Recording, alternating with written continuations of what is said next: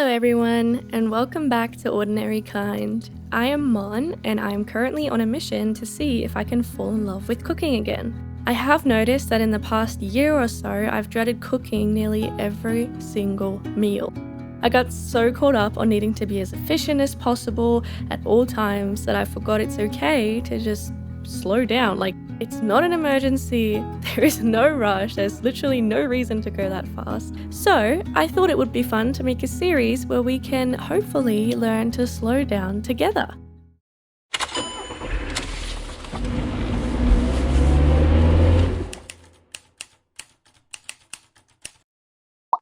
Can I learn to love cooking again? We'll find out.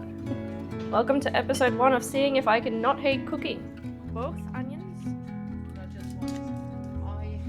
So for today, I actually am cooking with my mum. As you can see, we are making a Cobb Loaf recipe that she has come up with in her mind, sort of like she's made Cobb Loaf before many times. So this is the first time that we're actually attempting to make it, and it turned out really good. So I definitely do recommend this one.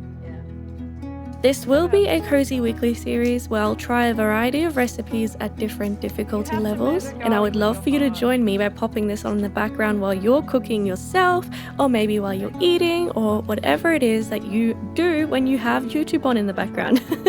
So if you're interested in anything that I am making here, I will try my best to list the ingredients and the methods in the description below for every single video. However, I don't think I will be listing the super simple things that you can sort of just figure out by watching me cook it. But yeah, we had a lot of fun, and I hope you enjoy this video.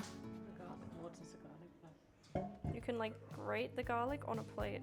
Alright, so during the intro of this video, we prepared everything that is going in a pan because it will be fried, and that was 200 grams of wood-smoked short-cut bacon, 1 onion, 2 garlic cloves, and 2 green chilies, which we de-seeded because we didn't want it to be too spicy.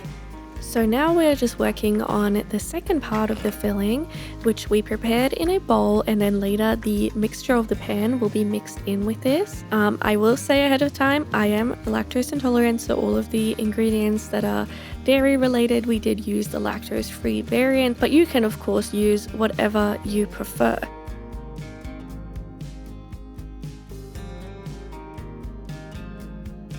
So in this bowl we have put 10 grams of chives, 200 grams of lactose-free sour cream, 250 grams of lactose-free cream cheese, and about 150 milliliters of lactose-free thickened cream as well. And now we're adding in 1 packet of French onion soup. We just got like a powdered variety, so definitely make sure it's like a packet one and not anything that's in a can or anything like that, because I feel like you will get way too much liquid and it'll be kind of weird in terms of texture. Taste test. I just thought this little bit was too funny not to keep in there, so enjoy me burning my freaking taste buds because I used my pinky to taste the filling, forgetting that I had cut chilies. It's spicy. Those peppers? The peppers are in here. Oh, it must be from my fingers then. It's still on there. I like put it in my mouth and I was like, really good. yeah, it actually is yum. Do you think we need pepper? I don't know. No. I think it'd be good because they will be a bit peppery. Yeah. That's so funny. It's still on there. I already washed my hands twice.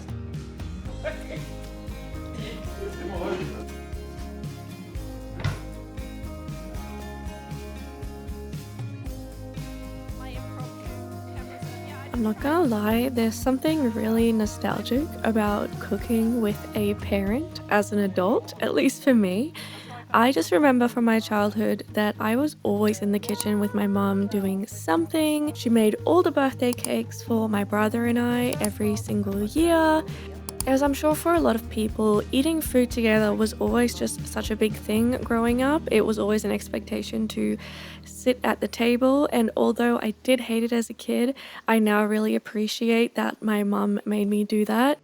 Just because most of the most valuable or important conversations usually happen around a table, especially a dinner table. And my mum has always just really loved cooking, and she's so good at just coming up with different recipes.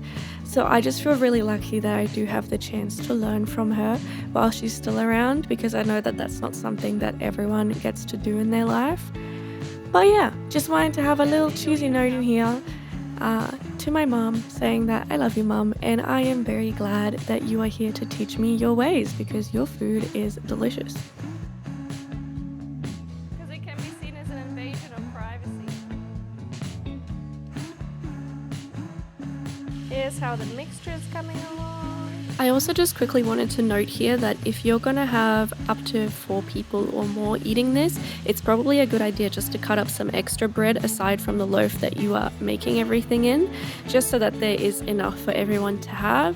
We cut up about half a baguette between the 4 of us, and that ended up being plenty. I'm gonna put this in the air fryer because it'll be easier. But you can put this on the same oven tray if your trays are big enough. Our oven just doesn't have a big enough tray. Add some ground paprika powder into this mixture as well. Yeah, it's a taste.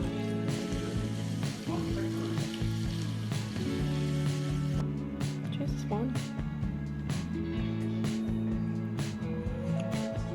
Sticking my fingers and then I'm like, because it's like hot. Because I cut the chili. Did you say you would too? Thing like this.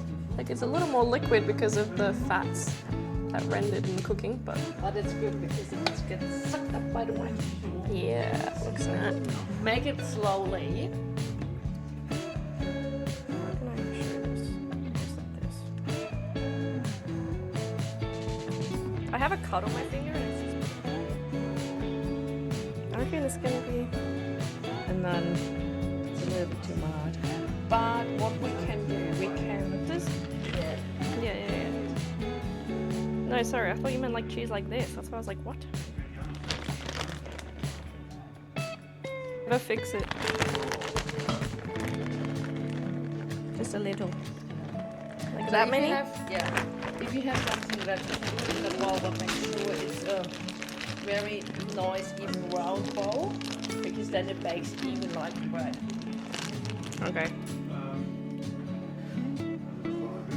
Bowl underneath. Because that makes it a little bit more crispy.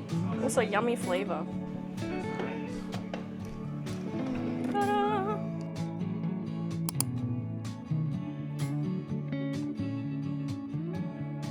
We were too hungry to keep waiting for this to get more brown on top, but I think if I was to do this again, I would let it toast just slightly more so that the cheese is more golden brown, similar to how it is in the little additional bowl.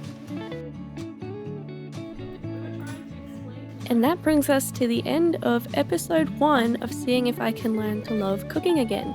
Thank you so much for being here. If you made it this far, please let me know down below what you would like to see me cook next.